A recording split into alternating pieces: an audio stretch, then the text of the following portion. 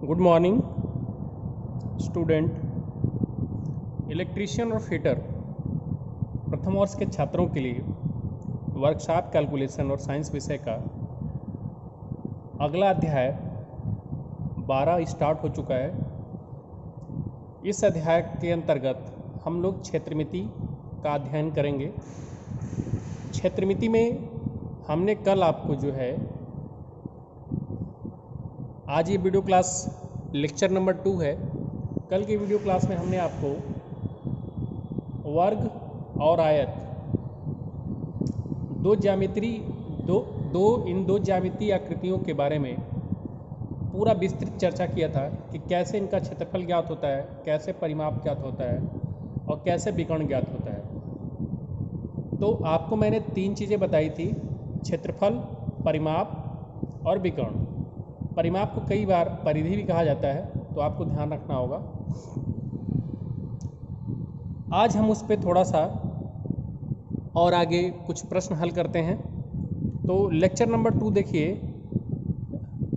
जिसमें आपके सामने एक प्रश्न है कि एक वर्ग का परिमाप 748 सेंटीमीटर है तथा दूसरे वर्ग का परिमाप 336 सेंटीमीटर है।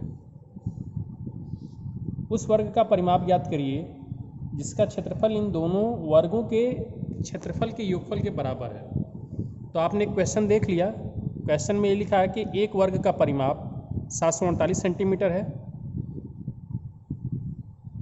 दूसरे वर्ग का परिमाप 336 सेंटीमीटर है। परिमाप सेंटीमीटर में होता है, यहाँ पे मैंने गलती से वर्ग सेंटीमीटर बोल दिया, लेकिन आप जान लीजिए परिमाप भी एक लंबाई ही होता है, बशर्ते कि जो ज्यामितीय आकृति जिसका हम अध्ययन कर रहे हैं वर्ग, तो वर्ग का परिमाप का मतलब कि उसकी चारों भुजाओं का योगफल। तो देखिए, एक वर्ग का परिमाप 748 है, इसका मतलब वर्ग की चारों भुजाओं का योगफल कितना है? 748 है। तो अगर आप ध्यान देंगे कि योगफल चारों भुजाओं का योगफल 748 है, तो एक भुजा कितनी होगी? तो एक भुजा ज्ञात करने के लिए 4 का भाग देना पड़ेगा 748 में। तो यहीं से आपके दिमाग में हिट कर जाना चाहिए कि हम प्रश्न को कैसे हल करेंगे। तथा दूसरा दिया गया कि दूसरे वर्ग का परिमाप 336 सेंटीमीटर है, तो दूसरे वर्ग की हम भुजा ज्ञात कर सकते हैं 4 से भाग दे करके, क्योंकि जो परिमाप है दूसरे वर्ग का, तो ये भी तो उन दूसरे वर्ग की 4 भुजाओं के योगफल के बराबर होगा। तो अगर दूसरे वर्ग का परिमाप 336 है तो ये 4 × A2 होगा, जहाँ पे A2 हम दूसरे वर्ग की भुजा को कह रहे हैं, और 4 × A1 क्या होगा? ये किसके बराबर होगा? 748 के बराबर। क्योंकि 4 × A1 का मतलब क्या है कि अगर हम मान लेते हैं कि पैरा जो वर्ग है उसकी भुजा A1 सेंटीमीटर है, तो A1 अगर हम 4 बार जोड़ेंगे तो वो 4A1 हो जाएगा, और हमारे जोड़ने के हिसाब से वर्ग का परिमाप 4A1 आना चाहिए, जबकि प्रश्न में दिया कितना गया है? 748। तो इसको लेकर हम एक समीकरण बना लेते हैं कि दोनों ही बातें सही होंगी। तो सही होंगी तो 4A1 बराबर हो जाएगा 748। लेकिन अभी मैंने आपको प्रश्न पढ़कर सुना दिया है, प्रश्न आपको समझ में आया होगा। मैं आपको ये बता रहा हूँ कि आपको प्रश्न देखते ही क्या चीज़ कैलकुलेट कर लेनी चाहिए, क्या निकाल लेना चाहिए। तो आपको यहाँ से वर्ग की भुजा ज्ञात हो जानी चाहिए थी और यहाँ से दूसरे वर्ग की भुजा ज्ञात हो जानी चाहिए थी। क्यों? क्योंकि आपको बताया गया है कि इन दोनों वर्गों के क्षेत्रफल, क्योंकि हमें परिमाप तो दिया गया है दोनों वर्गों का, लेकिन उनका क्षेत्रफल नहीं मालूम है। तो क्षेत्रफल मालूम कब होगा? जब हमें वर्ग की भुजा मालूम होगी। तो वर्ग की भुजा मालूम कर लेंगे हम, इसको 4 से डिवाइड करके और इसको भी 4 से डिवाइड करके, और दोनों का क्षेत्रफल निकाल लेंगे। दोनों का क्षेत्रफल का जो योगफल आएगा वो किसी तीसरे वर्ग के क्षेत्रफल के बराबर होगा। तो इसको भी हम एक समीकरण बनाएंगे। तो देखिए, जो मैंने प्रश्न हल किया है यह आपको बड़े अच्छे तरीके से समझ में आएगा।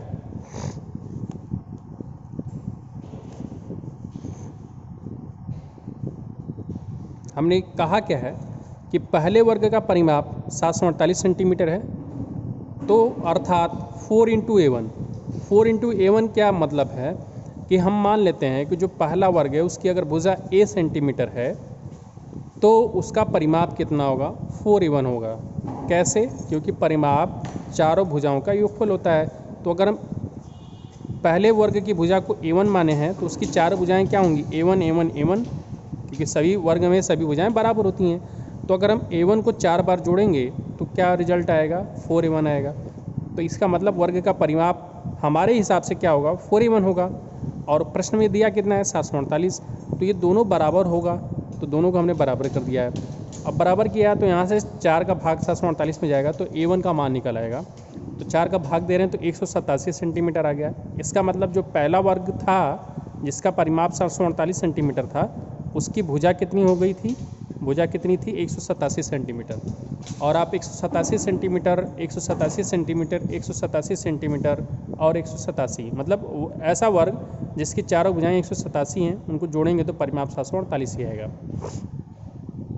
इसी प्रकार पहले वर्ग का क्षेत्रफल क्या हो जाएगा, तो हम जब भुजा निकल आया है, पहले वर्ग की भुजा हमें मालूम हो गई है, तो भुजा का वर्ग कर देंगे तो क्षेत्रफल निकल आएगा। तो 187 सेंटीमीटर का वर्ग करेंगे तो 187 का वर्ग कैसे करेंगे आप देख लीजिएगा। इसको दो भागों में कर सकते हैं, 18 और 7 को अलग, 18 को अलग 7 को अलग। तो 7 का वर्ग करेंगे तो 49 हो जाएगा, हासिल 9 हो जाएगा, सॉरी 9 को लिख लेंगे, 4 हासिल चला जाएगा। फिर 18 में 7 का गुणा करेंगे और उसको 2 गुना कर देंगे, ठीक। और जो भी आएगा उसमें हासिल को जोड़ देंगे और फिर 18 का वर्ग कर लेंगे और फिर जो भी रहेगा उसमें हासिल को जोड़ लेंगे। तो 34,969 वर्ग सेंटीमीटर आ गया पहले वर्ग का क्षेत्रफल।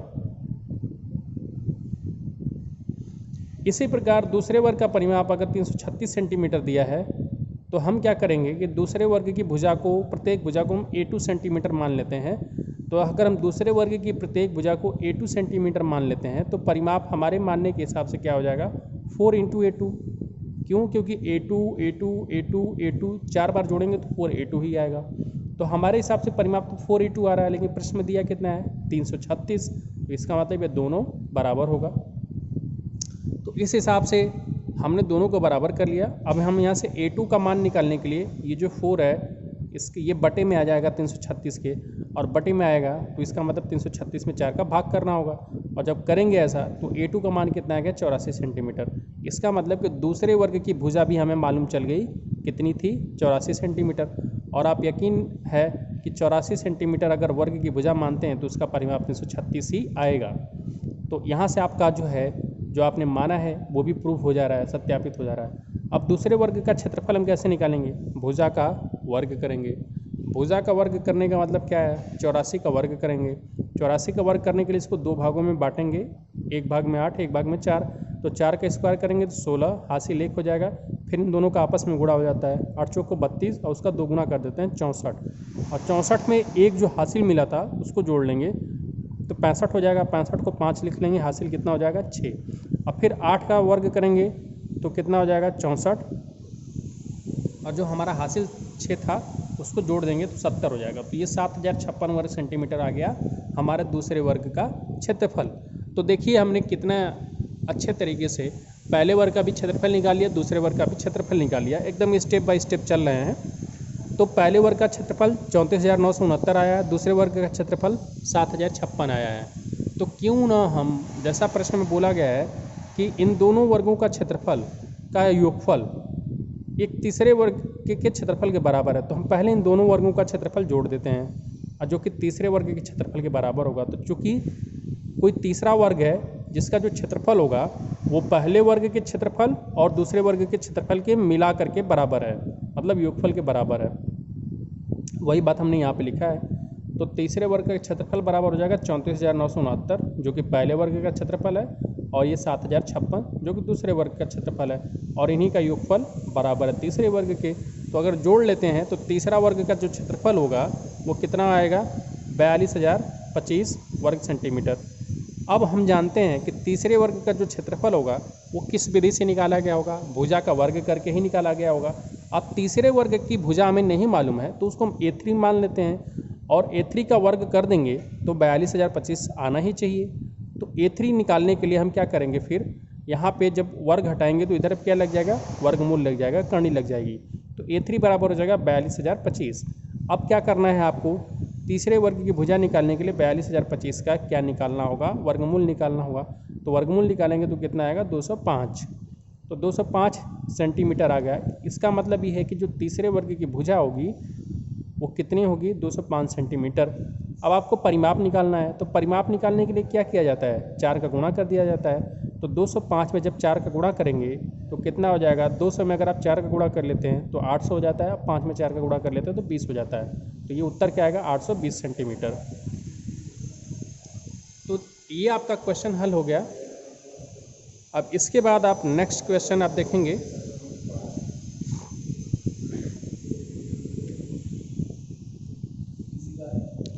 अब देखिए हमने आपको जो है कुल मिला करके एक वर्गाकार आकृति के बारे में सिखाया है। अब मैं आपसे ये चाहता हूँ कि आप जो है, मैंने आपको जितने तरह के प्रश्न बताए हैं उन्हीं तरह के प्रश्नों पर आधारित कुछ असाइनमेंट दिया है जिसका आप स्वयं हल करेंगे, जिससे आपकी जो है जो फार्मूले हैं उनको अप्लाई करने का तरीका और सब मालूम हो जाएगा। मैं ये चाहता हूँ कि जितने भी कमज़ोर से कमज़ोर बच्चे हैं जिनको मैथ एकदम समझ में नहीं आती है वो यहाँ से ज़रूर सीखें, उनको विशेष लाभ होगा, क्योंकि मैं एकदम बेसिक से लेकर के चल रहा हूँ, एकदम शुरुआत से ABCD से बता रहा हूँ आपको। तो असाइनमेंट में देखिए पहला प्रश्न क्या है, वर्गाकार आकृति है और वर्गाकार आकृति में मैंने आपको क्षेत्रफल, परिमाप, विकर्ण तीनों निकालने का तरीका बताया था और उसका प्रूफ भी बताया था कि कैसे ये निकाला जाता है। अब आपको अगर फार्मूला याद है तो प्रश्न आप जल्दी जल्दी हल करेंगे, नहीं याद है तो थोड़ा देख देख करके करेंगे, लेकिन आप किसी भी तरीके से करिए ताकि आपका अभ्यास होता रहे।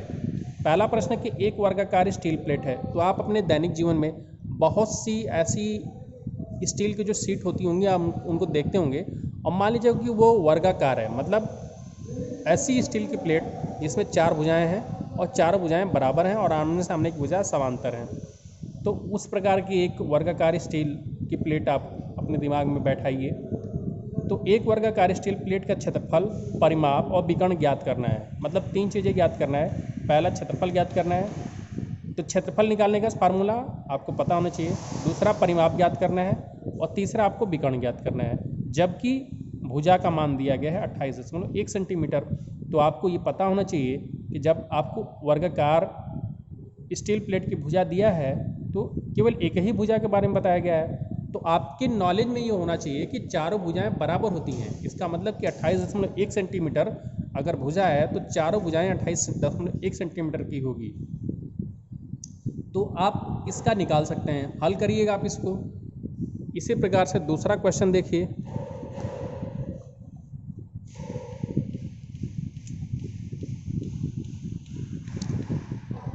वर्ग का क्षेत्रफल ज्ञात करिए जिसका विकर्ण 8.5 सेंटीमीटर है।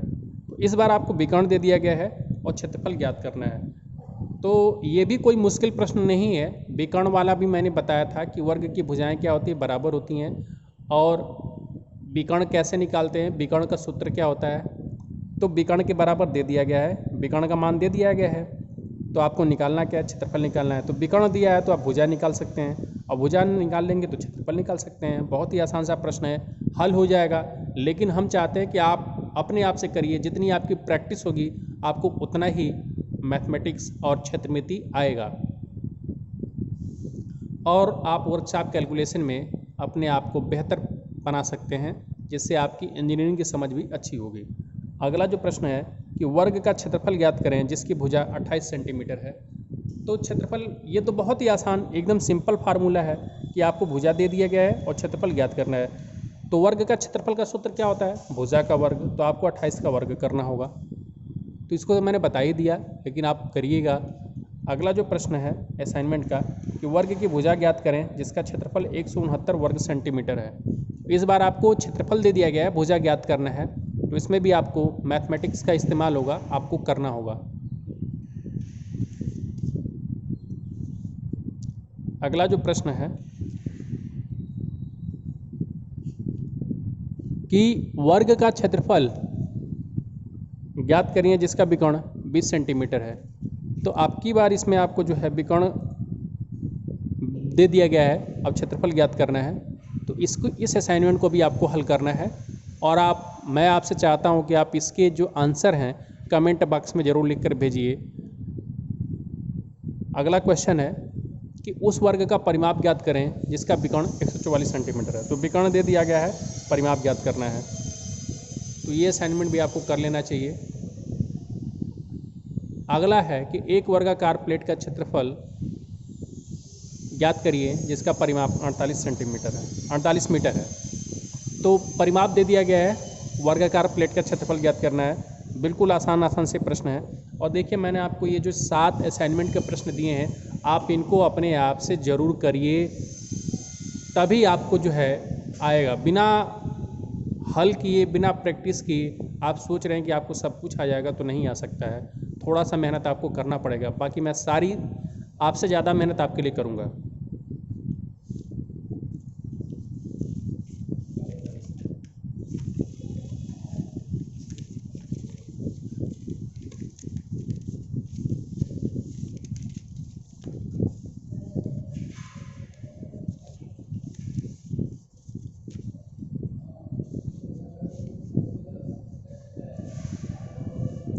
अब हम अपने अध्याय में एक नया ज्यामितीय आकृति के बारे में पढ़ेंगे, जिस ज्यामितीय आकृति का नाम है आयत, जिसको हम इंग्लिश में रेक्टेंगल बोलते हैं।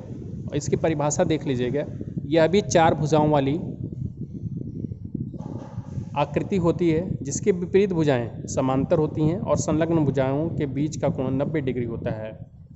तो देखिए आयत में क्या होता है कि आयत भी लगभग वर्ग के सारे प्रॉपर्टी फॉलो करता है, बस एक प्रॉपर्टी को छोड़ दिया जाए। वर्ग में मैंने आपको बताया था कि वर्ग की सारी भुजाएं बराबर होती हैं, लेकिन आयत में क्या होता है कि आमने सामने की भुजाएं बराबर होती हैं, अर्थात सभी भुजाएं बराबर नहीं होती हैं। तो वर्ग और आयत में अगर अंतर पूछा जाए तो आप कह सकते हैं कि वर्ग और आयत लगभग एक ही बात होती है। मतलब सारी प्रॉपर्टी जो वर्ग की होती है वो आयत में होती है, लेकिन एक बात ये जो अलग होती है कि आयत की जो आमने सामने की भुजाएं होती हैं वो बराबर होती हैं, लेकिन सभी भुजाएं बराबर नहीं होती, जबकि वर्ग में क्या होता है कि सभी भुजाएं बराबर होती हैं। तो अब हम आते हैं कि आयत का क्षेत्रफल कैसे निकालेंगे। तो आयत का क्षेत्रफल का सूत्र क्या हो जाएगा, लंबाई गुणे चौड़ाई। अगर आपको आयत की लंबाई दी गई है और चौड़ाई दी गई है, तो उन दोनों का गुणनफल कर देंगे तो आपको क्या निकल आएगा, आयत का क्षेत्रफल निकल आएगा। परिमाप क्या होता है, किसी भी ज्यामितीय आकृति का परिमाप का मतलब होता है कि उसकी जो बाउंड्री है वो कितनी है। तो जैसे अगर आपके घर में एक दीवार है, वो चारों तरफ से दीवार है, तो अगर आपको पूछा जाए कि उसकी लंबाई कितनी है, तो आप चारों तरफ की लंबाई जोड़ेंगे ना, तब जाकर परिमाप निकलेगा। इसी प्रकार से जो आयत है तो उसमें 4 भुजाएं हैं, तो चारों भुजाओं की लंबाई जोड़ देंगे तो वो क्या हो जाएगा, परिमाप हो जाएगा। तो जैसा आपको परिभाषा में बताया गया है कि आयत में आमने सामने की भुजाएं बराबर होती हैं, इसका मतलब कि लंबाई L सेंटीमीटर है तो सामने की भुजा जो लंबाई होगी वो भी L सेंटीमीटर होगी, और चौड़ाई अगर 20 सेंटीमीटर है तो उसके सामने की जो भुजा होगी वो भी 20 सेंटीमीटर होगी। 4 भुजाएं होंगी। तो परिमाप कैसे निकलेगा, L में L जोड़ेंगे क्योंकि 2 बार L है, जितना ये भुजा है। जैसे यहाँ पे अगर मैं आपको डायग्राम में दिखाऊं तो ये मान लीजिए कि ये 4 भुजाओं वाली एक आयत है, तो इसमें अगर हमने इसको लंबाई मान लिया है और इसको हमने मान लिया कि L यूनिट है, तो इसके सामने एक भुजा कौन है, ये, तो ये भी कितना होगा, L यूनिट होगा। मतलब यूनिट मैं बोल रहा हूँ मात्रक के लिए। अगर आप यहाँ पे सेंटीमीटर ले सकते थे, मीटर ले सकते थे, कुछ भी ले सकते थे, तो मैं कोई मात्रक विशेष तौर पे नहीं ले रहा हूँ, मैं इसको यूनिट बोल रहा हूँ। ये हो सकता था कि जो आपकी लंबाई है सेंटीमीटर में दिया गया हो सकता है कि आपकी लंबाई जो है फीट में दिया गया हो सकता है इंच में दिया गया हो, लेकिन चलिए इसको हम लंबाई को मीटर में ही मानकर चलते हैं। मान लेते हैं कि ये जो लंबाई है L मीटर है, तो इसके सामने एक भुजा ये भी L मीटर होगी, और मान लेते हैं कि इसकी जो चौड़ाई है ये वाली भुजा है और ये B मीटर है, तो इसके सामने की भुजा है ये वाली, ये भी B मीटर होगी। अब परिमाप निकालना है तो इसकी बाउंड्री क्या हो गई, ये यहाँ से यहाँ, फिर यहाँ से यहाँ, फिर यहाँ से यहाँ, ये चारों जो है इसकी बाउंड्री है। तो बाउंड्री का योगफल मतलब कुल बाउंड्री ही क्या कहलाता है, परिमाप कहलाता है। तो इसको जोड़ना है, इसको जोड़ना है, इसको जोड़ना है, इसको जोड़ना है। तो देखिए अगर हम जोड़ने जा रहे हैं, L और L 2 बार आ रहा है तो 2L हो जाएगा, और B और B भी 2 बार आ रहा है तो 2B हो जाएगा। तो यहाँ से अगर 2 कॉमन ले लेते हैं तो क्या हमारा परिमाप सूत्र हो जाएगा, 2 कोष्ठक में L प्लस B, मतलब लंबाई प्लस चौड़ाई। तो आयत के परिमाप का सूत्र क्या हो गया, 2 कोष्ठक में लंबाई प्लस चौड़ाई। तो यहाँ पे मैं बहुत आपको इत्मीनान से सारी चीज़ें समझा कर बता रहा हूँ, और आपको ये चीज़ें अगर समझ में आ गई तो आपको फिर से कहीं से आयत का फार्मूला परिमाप के लिए, या वर्ग का फार्मूला परिमाप के लिए, या क्षेत्रफल के लिए याद करने की ज़रूरत नहीं होगी। अगर आपको समझ में आ गया तो आपके दिमाग में फिट हो जाएगा। तो मैंने परिमाप के लिए क्या बताया कि चारों भुजाओं को हम जोड़ देंगे। तो जब जोड़ रहे हैं तो 2 बार लंबाई मतलब आमने सामने की भुजा और फिर आमने सामने की भुजा, तो ये 2 कोष्ठक में l प्लस बी हो जा रहा है, लंबाई प्लस चौड़ाई। या आप इसको मैनुअल विधि से मतलब कि सारी भुजाओं के माप को जोड़ देते तब भी निकल जाता, फार्मूला याद करने की ज़रूरत नहीं पड़ती। जैसे मेरा कहने का मतलब ये है कि ये अगर मान लीजिए आपका l मीटर दिया गया है, ये आपका b मीटर दिया गया है, तो l में b जोड़ दीजिए और फिर जो भी आएगा योगफल उसमें फिर l जोड़ दीजिए और फिर उसमें b जोड़ दीजिए, आपका परिमाप बिल्कुल आएगा। ये आप किसी भी आकृति के लिए कर सकते हैं, चाहे वो वर्गाकार हो, चाहे वृत्ताकार हो, चाहे त्रिभुजाकार हो, कि उसके सभी भुजाओं को जोड़ देंगे तो आपका वही क्या कहलाता है, परिमाप कहलाता है। जैसे त्रिभुज अगर होता तो ये मान लीजिए त्रिभुज है, तो अगर आपको परिमाप निकालना होता तो ये भुजा, ये भुजा, ये भुजा, तीनों भुजा जोड़ देते तो आपका क्या निकालाता, परिमाप। जैसे ये त्रिभुज है, 3 भुजाएं होंगी, ये भुजा, ये भुजा, ये भुजा, तीनों का माप जोड़ देते तो परिमाप निकालाता। तो यहाँ पे मैंने आपको आयत के लिए बता दिया।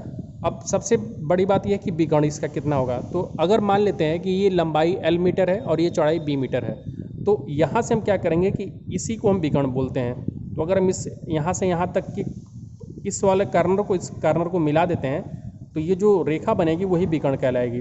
तो देखिए ये जो रेखा है, अगर हम इसको एक नाम दे दें, इसको b नाम दे दें, इस पॉइंट को c नाम, इसको d नाम दे देंगे, तो देखिए यहाँ से b c d एक समकोण त्रिभुज बन जा रहा है। संपूर्ण का मतलब कोण सी 90 डिग्री का है। तो जब ये कोण सी 90 डिग्री का हो गया तो 90 डिग्री के सामने की भुजा अर्थात जो इस आयत का विकर्ण है वो इस त्रिभुज BCD के लिए कर्ण भी है।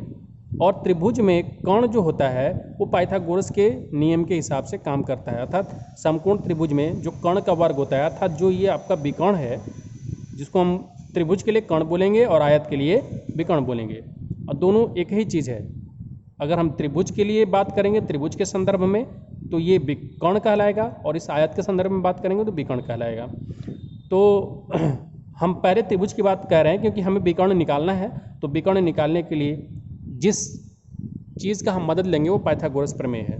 तो यहाँ से d का वर्ग बराबर हो जाएगा b का स्क्वायर प्लस l का स्क्वायर, क्योंकि कर्ण का वर्ग बराबर होता है लंब का वर्ग प्लस आधार का वर्ग। तो अगर इसको हम कर्ण मान लेते हैं तो इस त्रिभुज में एक कोई लंब होगा और एक कोई आधार होगा। तो हमें दोनों का माप मान लीजिए दिया गया है, एक b यूनिट दिया गया, एक l यूनिट दिया गया है। इसका मतलब d का स्क्वायर होगा, d का स्क्वायर बराबर होगा l का स्क्वायर प्लस b का स्क्वायर। तो यहाँ से d निकाल लेंगे तो d बराबर क्या हो जाएगा, कर्ण में l square plus b square. तो ये हमारा विकर्ण का सूत्र हो जाएगा। तो ये आज के लिए इतना टॉपिक याद रखिए। कल अब आपको आयत में जितने भी क्वेश्चन बनेंगे हल कराएंगे उदाहरण के, और आपको असाइनमेंट भी देंगे जिससे आप धीरे धीरे ज़्यादा से ज़्यादा प्रश्नों को हल कर सकेंगे। तो आज के लिए वीडियो में इतना ही। वीडियो देखने के लिए धन्यवाद।